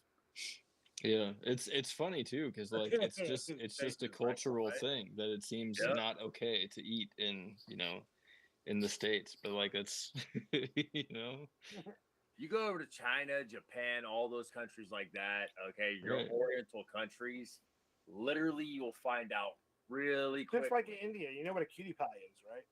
Eh, You know what a do cutie pie is? Anybody? Oh, no. Okay, cutie pie is something that's made in Indian tradition for people like young wedding couples to help with fertility. It's basically a baby sheep that's not fully born yet Hmm. that they cook up an egg. That's cutie pie. I thought so. There's definitely like a shit. There's a few cultures where they will cook an egg with like a chicken or some kind of animal inside of it, and that's like a delicacy in some places, and it's funny. It's just like it's a cultural thing. We eat cows and pigs and stuff here, and in other places that's not cool. Like Yeah, especially some places in India because cows are represented as yeah, right, yeah. But at the same time, they do have like funerals and stuff for some of the culture. And instead of burying the dead, they eat their dead. Mm-hmm. India, there's actually a whole belief system actually based on that. Also, Yeah, a lot of yeah, tribes right. in South Yeah. America And too, it's Oh, in Africa. it's like the different traditions of different cultures. It might seem outlandish to somebody here, and it might seem completely normal to somebody somewhere else. Just like America getting so offended about guys becoming girls and transgender and all this shit. In India, they have a religion where once a year, whoever feels comfortable that way dresses up like a woman, gets married to a dude, and consummates the marriage. It's not against Yeah. their beliefs. Yeah. Well, yeah, and I think it's kind of it doesn't make sense to me how we have so many people who are like who are completely unaffected by the situation of another person. Like, why does it actually inconvenience you to call someone whatever gender they want to be? It doesn't actually affect you in any way, shape, or form. If you're introduced to somebody who says, my name is Cassandra, it doesn't matter to you at all that they were born Tyler or something like that. Like right. It No, affects your life in no way, shape, or form. You know? well, and like you have a good point. And another thing is, there's a lot of problems this year in families with this issue, because I know Rain's real name. She raised me when I was a teenager. Legitimately my sister. So I'm like, I slip up. I say her name sometimes, but then I apologize. Not anybody else in their family. Like, well, you were born with that name, and you're gonna fucking keep it. No, bitch, I don't want Right. that name. It ties me to ignorant ass people like you. Yeah. Why Right. would I keep it? Right. Yeah. And it's funny also because like that's not like anybody could really do that. You know, you don't have to keep the name that you're born with, regardless of regardless of what you identify as. You know, like Yeah. you can be whoever you want to be. Honestly, like People that have known you for years, they're just like, if they truly supported, they'll be like, oh, sorry, slipped up, forgot. They're like, it's cool. right. Other people will purposely do it to get in your back pocket and be like, ha ha. Yeah. And those are the people that you just need to like cut out of your life. Yep. You know, like if somebody's gonna get mad at you and then like call you a dead name or something like that, like that's not a person who actually should be in your life to begin with. Yeah. Well, one, you gave me that nickname when we first met, and it just kind of stuck. And I decided to change it to Rain because I wanted a fresh start. Right. That's the main reason I did it. Yeah. Yeah. Most definitely, and I think that's a lot of people. People can't see it past the flesh for some of these decisions to actually see them as the person they are, and that's where I see humanity falling, because Right. I think a lot of people are just too prideful to like evolve. They're too used to what's going on. Yeah. Yeah. They're too used to like a binary system, you know, and then to have, you know, so many people who don't fit into that, who have never felt like they fit into that, you know, it steps outside of what you're familiar with, and so it's scary to a lot of people, and you know, like you just kind of have to evolve as you go along, you know. And that goes, Like, you don't have to be gay to evolve. You can be straight. exactly, yeah. I've seen a lot of straight people get kind of offended. Me and him might joke around and beat the shit out of each other. But I support gay community. Let me tell you why. And I'm straight as fuck. I'm not like wet noodle straight. I'm like concrete straight once it sets. Now, the whole thing is it's not my decision to tell my sister who she loves, and I'm not going to do it with my children either. For simple fact, being, if you tell someone who they're supposed to love, that makes them want to do with it the opposite even more, because one, you're disrespecting them as a human being, and two, you're trying to imprison them in something that they're not. And that's going to make them more curious, like, well, what's wrong with the other side? Well, what are you hiding? Yeah, right. I mean, yeah, there are so many reasons why you should not try to like put any kind of specific boundary on that, apart from the fact that anything that you are involved with should be consensual. You know, like that's as far as it needs to go. You know, like It's sad, like the stories that I've heard that I've sent to the girls of like transgender community. They really need an uplift right now. Where there's people hunting them on like Meet Me and these fucking sites where they're supposed to be able to connect with other people, get them to go out to a public place. It's insane. Take them for a drink. Don't know, supposedly don't know that they have both parts. Then take them somewhere and beat the shit out of them. It's literally like we get set up. The difference. I mean, like people beheading them, families torturing them. My whole thing is why not just okay? You had that part. I'm sorry, I did not know. You have a great day. I just can't do it. Right. Yeah, you can be not attracted to that and have a respectful conversation about it and go your separate ways. But but what I think it leads back to is once again the anxiety of somebody seeing them with that person, so they feel like they've been betrayed. So their anger just overtakes, where common sense should have. Yeah, it's a very fragile state of mind. Like if I've encountered people who don't want their kids to see depictions of homosexuality because they're afraid that that's going to turn their kid gay. And it's like, if that, like your kid's gay, if that, if seeing that, Facebook. right, yeah, and like if you're worried that your marriage is threatened by seeing depictions of homosexuality, so like you're gay, you know, like congratulations, you've now learned that you are gay, or at least bi, you know, like.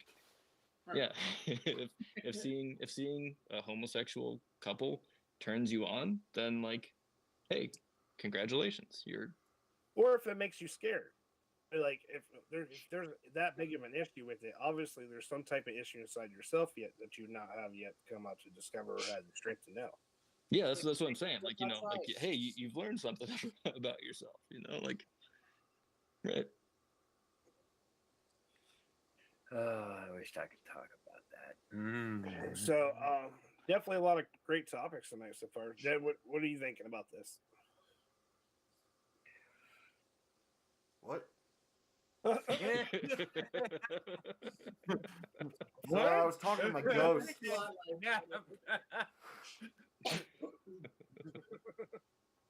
I was dealing with my ghosts in my basement. Dealing with the ghost in your basement. What? Yeah. What do you think? I'm a reaper just because of fucking it's cool?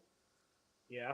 No. It's a fucking responsibility that I have to fucking talk to all these fucking dead souls that come through the fucking house. It's like a goddamn train station in here. Graveyard. Well, let them cross over. Shit. He has to have friends. It doesn't work like that. There's rules and fucking regulations that need to be abided by. If you don't have your fucking ticket, you're getting booted off the train. So, we missed a lot of comments. We got Kate Splatterbrain with joke is on them. I actually like horse meat from when we were talking about the restaurants earlier. Right, yeah. Kate Dress said, "What's the diet? You only eat fish and chicken for animals." Pescatarian. That's what she is now. Splatterbrain says, "Them Indian dudes know how to party." K Dread says, "You got to see someone for their soul, not their fleshly persons. My real last name isn't Dread." After my 14-year-old and second marriage, after my 14-year-old and second marriage failing, I did not know what the fuck I am. An alien. Rocky Rob says, "The soul that's amazing and awesome. No, you're bestie." That's from K Dread. Rocky Rob says, "How about we both?" And then K Dread, I think, gives them the people or the okay. See, read I always between thought the this lines. was hey, look. Is it what? You were like growing up, did you ever everybody have somebody go like, "Hey, look"? I think it's a dumb Ohio thing. But I actually like. I have a lot of people that I went to high school with who were like, "Oh, you know, you got me with that," and like I never saw it until I was an adult and was introduced to memes, and it's like, you know, that Yeah. like Hey, look at this kind of thing. Look at this. Look at this. I never in my life experienced that until the internet showed it to me. Me and you are on the same page with that, skeptic.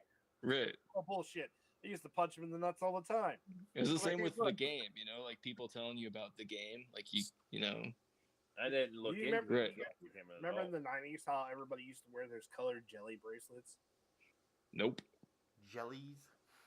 Yeah, they were gel. They were like gel filled, and they felt like gel, and they were all Yeah. different colors. They were actually like sex game. You had like a whole They were like fucking a arm. teething ring for adults. Yeah, each color was a different. Each color was a different position. Yeah, I wasn't that cool. I wasn't that Yeah. cool growing up. It's like, these weren't things that I was involved in because I wasn't cool enough. I wasn't cool enough for that. Yeah, they were sex. They were a sex game. If you wore brown, you wanted anal. All somebody had to do was break it. And so that person got to break that bracelet. You had to give it up. I mean, is that like a hey, you know, if it's something that if this is like a thing that you're okay with, like, hey, you know, you I do just you. made sure not to wear any colors that I didn't like. Right. No, we're not wearing the brown ones today. Right. I'm not here to kink shame anybody. Hey. Turn kudos over. Put the brown ones up. Hide those fuckers. Different things that we did in the 90s were stupid. Yeah. And all of a Yeah. sudden, these kids look back and we're like, how the fuck did we survive all of that? Playing outside until the streetlights came on. Oh, Yeah. yeah. We were locked outside after the street lights came off. Right. Oh my god. Yeah. Right, here you go. Here's the ball. Don't come back. Yeah, but I mean, you also look at all the unsolved murder cases from the 90s and 80s now, you know, like All the unsolved mysteries and shit. right, yeah, right. Like, you know, people hate on like helicopter parenting and like people who always like want to know where their kids are at and stuff, and it's like, well, how many kids just disappeared? You know, like Right. It's- Into thin air, like, where the hell? right. Luckily, Yeah. we got past all these missing kids, like a lot of it, because apparently, like the 50s and 60s were really bad because they used to post For their shit sure. on a milk carton. So at least we got rid of that. Right. Yeah. Now we just have bulletin boards. Yeah. Right down the highway, be like, oh, have you seen me? Like, ah, damn it. And it's like for 20 years ago too, so there's like a future sketch of them. Yeah, they've like tried to digitally age. Yeah. They still did that in the paper. Oh, for sure. Yeah. Right. It's also in like the like police sketches and stuff like that. If you look at some of the ones that have been the most successful in like catching people, some of them are the like shittiest sketches you could imagine, you know, but like they highlight it's like a caricature of you know, a figure or whatever, but like those, you know, people be like, I recognize that strangely proportioned person. Yeah. Not only that, they actually have it at Walmart too. There's a huge bulletin somewhere in there. That's Yeah. just all the missing children. Do Those they the still? I feel billboards. like the Walmart near my house does not have that. They They don't all- have any missing kids. They have them at least here in Ohio. Yeah. Yeah, there's a billboard of all the missing children. Yeah. Yeah, it's rough. Because a lot of the times that the kids go missing after 72 hours, they tell you to give up. Because either one, they're dead, or two, sex trafficking. Jesus. We recently had a nephew that was showing his junk when he was a minor to people on the internet, and here he was about to get on a plane with like 20 other younger kids. Was on his way to on his way to California. Yikes, man. It's like the To Catch a Predator stuff, like that kind of. No, like he was willingly trying to go because he thought this guy was going to give him the world. Jesus Christ, that's. And they were part of us. Somebody had to make some phone calls for me in order to stop it from happening. More like the Jesus, Hollywood man. underground shit. Oh yeah, like that. You don't talk about my past.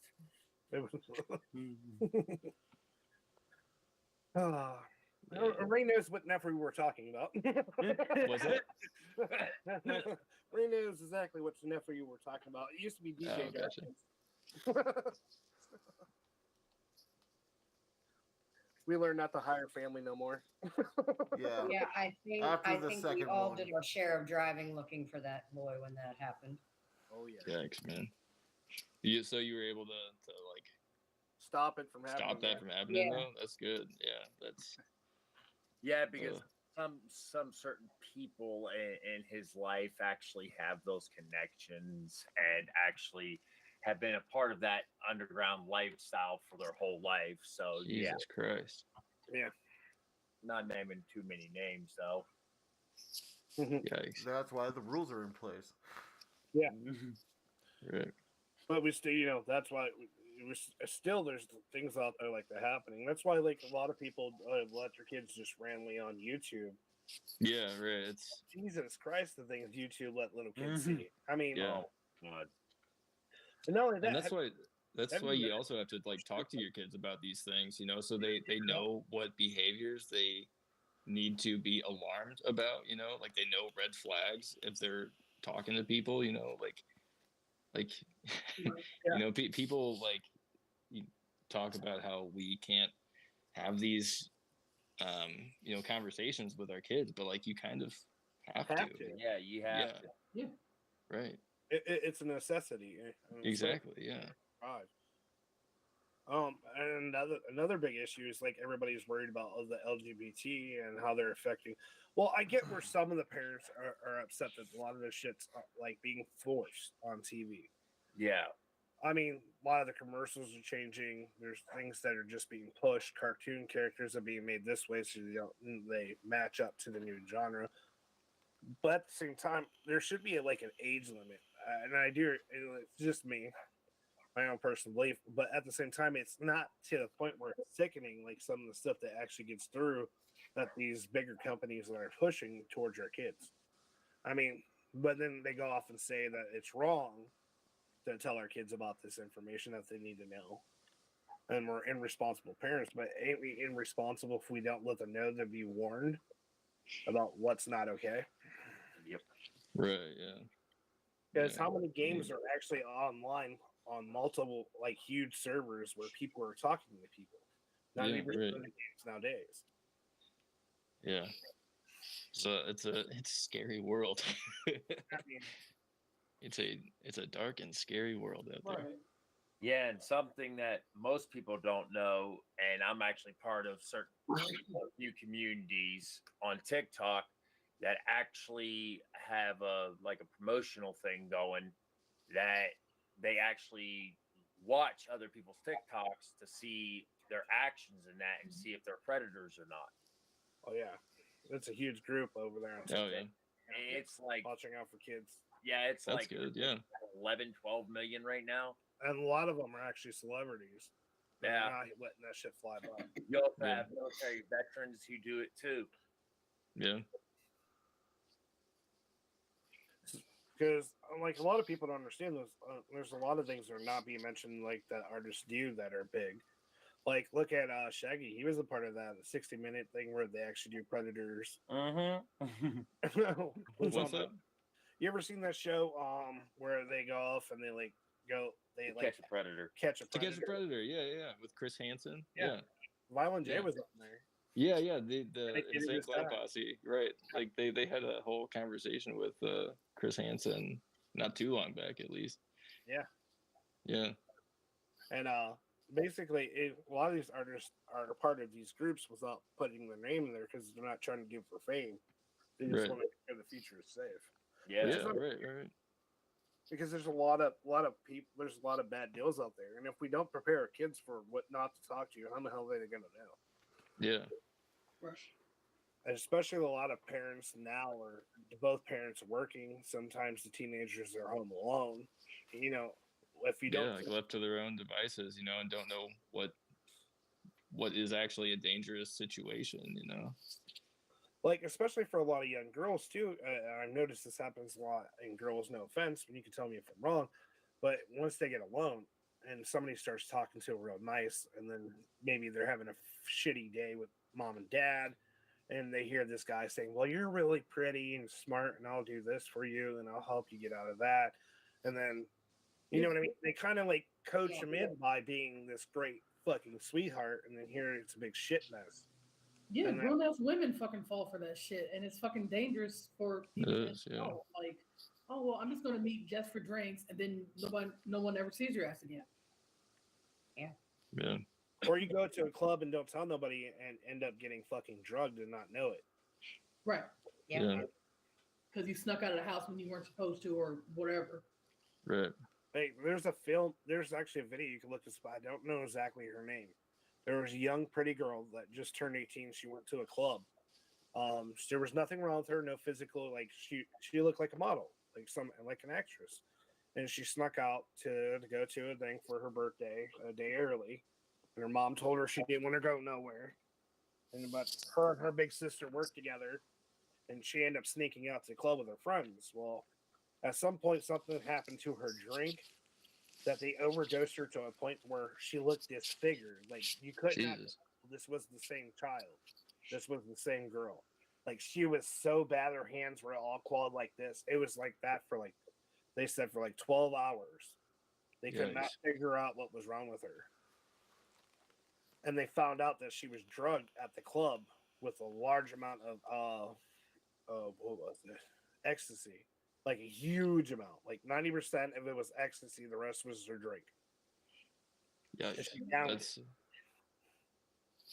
And her mom put that video of her suffering all over the internet to help parents know you need to teach their children. This is the Right. warning sign. This Right. could have, you know, she could have not came back from that. right. Right. Or if you're gonna go out, protect your drink. Make sure you see that motherfucker. Yeah, right. The whole time.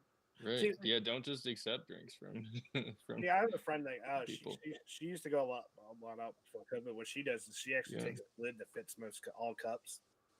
If not, she'll pour her shot into her cup because she's like, Yeah. fuck that shit. Right. Yeah. Because it takes like 3 seconds to drop something in your cup and it dissolves. Yeah. Right. Like if someone bumps past you and they're just like, "Oh, excuse me," and then someone behind you is like, "Bloop." Right. Yeah. Yeah. It's sick. But I mean, it's sick that that's the world that we live in. But like that's the kind of stuff that we need to teach people to be kind of vigilant about looking out for. Like Right. if you're gonna try to go out and have a good time, you need to know how to do it safely. See, and that's why when I do interviews with artists like you, and I've done how I've gained respect of Dead, is because my whole thing is for younger people to get, a lot of younger people look up to you guys, whether you guys want them to or not. That was your goal, and because your music does something for them that all these other outlets are. So when they hear that, like for instance, they look up to somebody and get their soul crushed because you're a fake. You don't match nothing that you're trying to say. Right.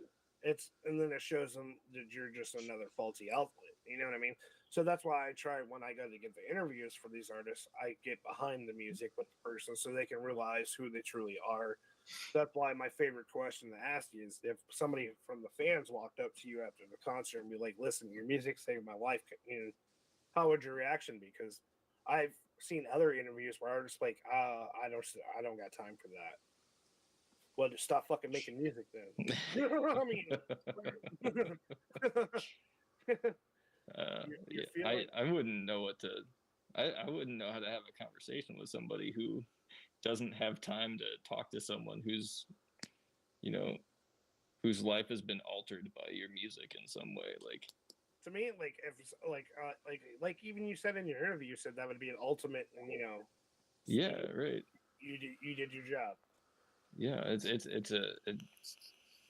an enormous like level of flattery that goes along with that. Like knowing that somebody's not only like listened to your music but had it resonate with them on some way. That's a huge deal in my book. Like, yeah, shoot, that's why I asked Yeah. you and Nightshade about those stickers and that. oh yeah, the stickers. Did he get those out to you? Nope. Nope. Yeah. Oh, fuck. Okay. Well, I mean, yeah. I think I have. I think I have your information. Well, yeah. Dead Dreams. He sent some Silhouette Death stickers, and they're now sitting on my Xbox. I was Yeah. gonna do like a whole Blood Beloved Dead Yeah. Dead Dreams. We've got a and whole bunch of them. Yeah. and Caleb Strauss Yeah. theme on my Xbox because those are the artists that really actually helped me through my divorce and that. Right on. And like a nice thing, Dead's the same way you are Yeah. too. Like, and if his music is connecting with somebody to help them not feel alone, and they're not Yeah. only hearing his stuff as an aesthetics of it, but the emotional part of it. I like Dead's one of his very first interviews when after I threw him underneath the bus. The very first thing he said is, if a fan feels that way about my music, I've done my job. I've did what Right. I needed to do, because now somebody else can relate to how I'm feeling. So that's an honor. Somebody else is Right. seeing it. And a lot of you guys put a lot of your stories that are legitly something that's either happened to you or you've been through into your music. And that's why I think a lot of people like the interviews here at Btmx is because we want to know the person Yeah. as much as the music. Because if we know the person, then we know where the music came from. Right. Right. It's not just Like- some random artist smoke out of their ass. Like, you know what? I'm gonna make what they think they want to hear. Like look at the artist Extra Overdose. Yeah. A lot of people probably did not know until after that interview that he was against,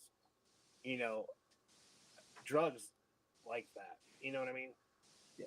A lot of people Yeah. thought he was just a gangbanger with a clown mask on, trying to, Make it famous. make it famous to be high as fuck all the time. And the reason why he got extra overdose because he almost overdosed. No, he extra overdosed just because he lived in the hood, and most of his friends and family were overdosing all around him. Yeah. So Yeah. to know some of these backstories. Yeah, I think there's like, and as with Blood of the Beloved, with the skeptic stuff, with a lot of music, there is a an article of truth to some of what's in there, but like there's also an element of entertainment and telling a story, like, and there's like a bit of escapism to it sometimes also, like creating a world that's that's beyond reality, like, and especially if you're listening to darker music, like horrorcore and death metal and stuff like that, like you don't necessarily want people listening to those lyrics and being like, that's death metal, especially. You don't want people listening to those lyrics and being like, oh yeah, I connect very deeply with the stuff that's in Cannibal Corpse's music, like you don't want people saying like, oh, I believe fully in acting on the stuff that's in that music, that's. But some people, I've had this happen at the underground show, where some people have actually connected with something like that because there's some part of that was truth for them. Yeah, I'm bad with words sometimes, but that's what I'm trying to say. Like it's a matter of escapism, really. Like connecting with it on a level of understanding that it's in part a it's like a horror movie, like sitting down to watch a horror movie, like. I kind of get what you are trying to say. Yeah, Yeah, right. Yeah. You're trying to transcend other people's mindsets and actually put them to being able to progress through their feelings, their emotions, and how they are in their life, in dealing in that way, and trying to have the music connect with them so they can actually transcend their lives instead of just sit around and be mopey dopey all the time, Right. Yeah. That's like what my swords in that. Right. It is like a form of entertainment also, Yeah. Rocky Rob says, I like making stories and some real.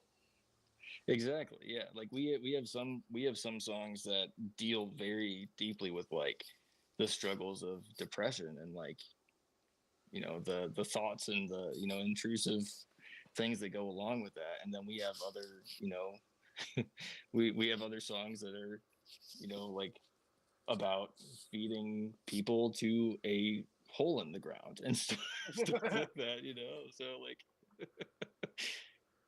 right, you like it's a balance of entertainment and realism, but like I've had people who have like looked me up and thought I was a Satanist based on like the imagery that goes along with some of the Blood of the Beloved stuff, and it's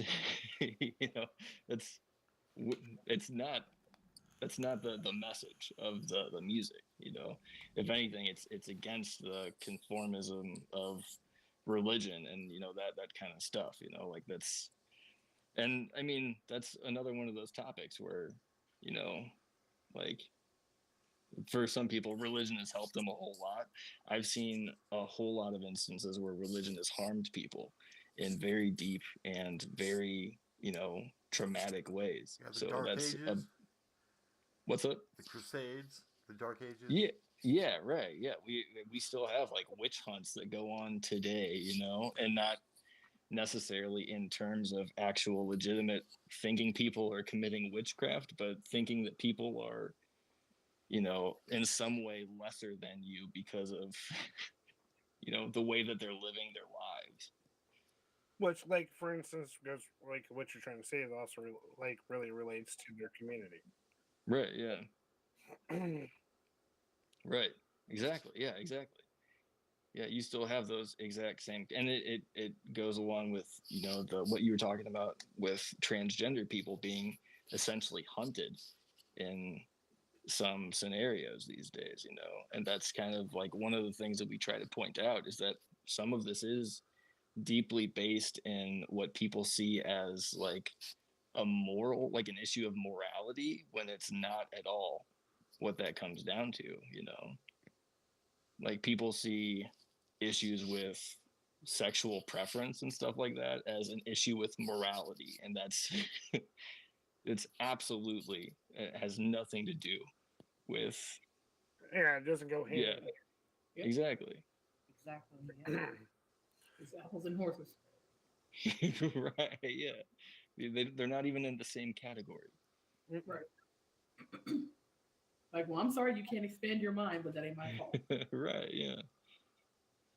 Right. Well, my phone is literally about to die. So.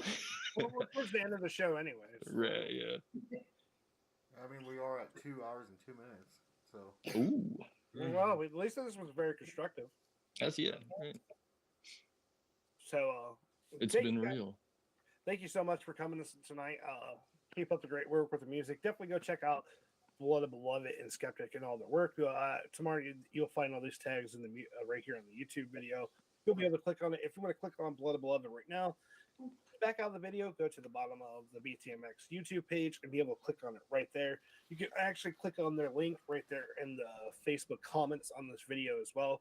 Go check them out. Give them like a follow if you like what they're doing, and add them to your everyday playlist. Don't forget we got Soul at Death, and always on our show with us because he's a big part of Btmx. He's we just got done an amazing interview with him and Miss Vampy this last Friday about this his music video Those Oz, which is a part of Kayla Strauss's project and the Death of Zenith project. The movie Overnight. Hopefully next week we'll have Caleb's going to be here next week. We're also going to try to have Miss Vampy here as well because she's welcome to the Roundtable now as well. We're also going to have some other special guests as well. We're always going to keep it topic based. If you guys got topics you want us to talk about that we didn't touch base on, leave them in the comments. The only way we can help you and talk about that is if you let us know what you want talked about, and we'll put it into the part of the topics during the show. And definitely you guys get a fill and feedback.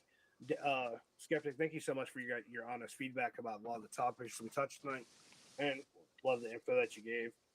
Don't forget to go check out the Soul Snatchers as well, you guys. They have their own TikTok. They're doing amazing over there. Instagram, they stuck on, so go definitely go follow them on there. Yeah.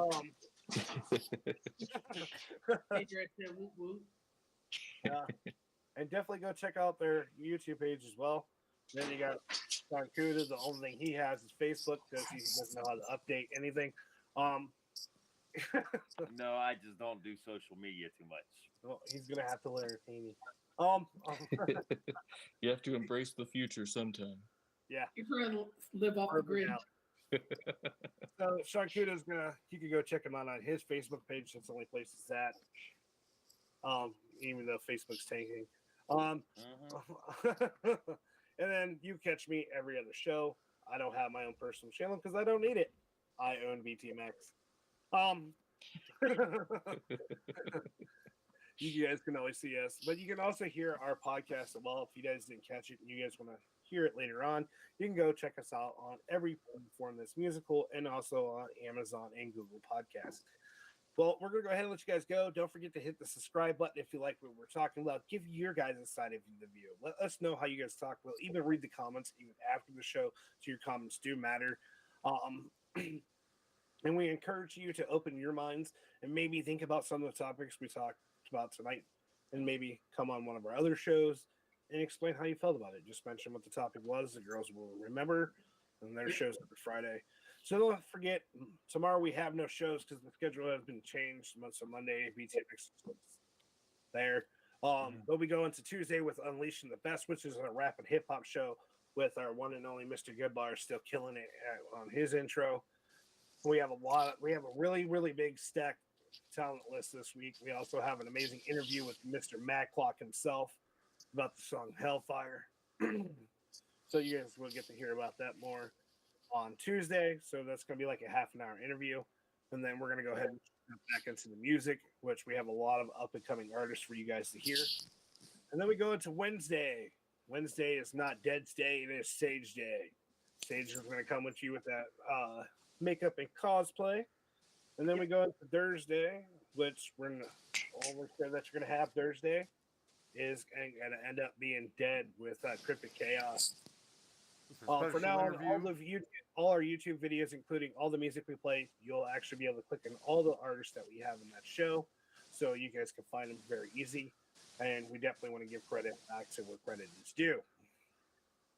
So thank you so much for joining us, and keep up the great work, guys. Thank you for helping us grow so fast, and we love you. I'm leaving. Your turn, Dad. All right, been guys, real. ghouls and motherfuckers of all ages. That is the round table for this Sunday. Make sure you check out all the shows. Coming up, we have a lot of interviews this week, too. Thursday, I got Seraphim Falling. Drexus also has, a couple other bands on Friday and Saturday I don't remember the names of. So, with that note, boys and girls, ghosts and ghouls, motherfuckers, have anything else to say? I am all out of words. Oh, yeah, also, one more thing. Be on the lookout for the fucking Blood of Beloved and Silhouette Death collaboration song, Rotten Decay. Ooh, yeah. It's gonna be a tasty one. Oh, we got a single dropping tomorrow too. Yeah. Nice. Yeah. What is it? I'll be looking for it. I'm a Horror. It's a pretty tasty one. It's actually a collaboration as well. It's got Danny Ritter, who we've collaborated with once before on the Cypher. Nice. She's actually a slam deaf vocalist who was in a band called Dormant a while back. She's got a new band that's about to drop some stuff called Forsaken Cure. But yeah, killer vocalist, and she does a killer verse in this song that's dropping tomorrow. So. Oh yeah. Yeah. Sweet. Make sure you guys fucking pay attention to that shit tomorrow. Yeah. Yep. All right. Well, I'm gonna fucking deal with all these goddamn fucking dead spirits in my basement. Have fun with that. I will. And yeah, I'll catch you guys on the graveside. Yep.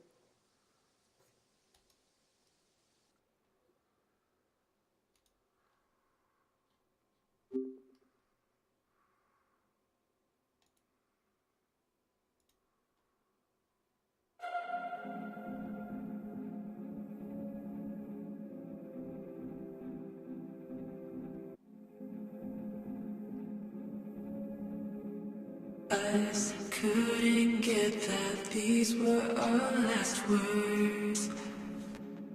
Us couldn't get that these were our last words. Love we lost our way, hoping we'd come back. Are we too love we lost our way, hoping we'd come back.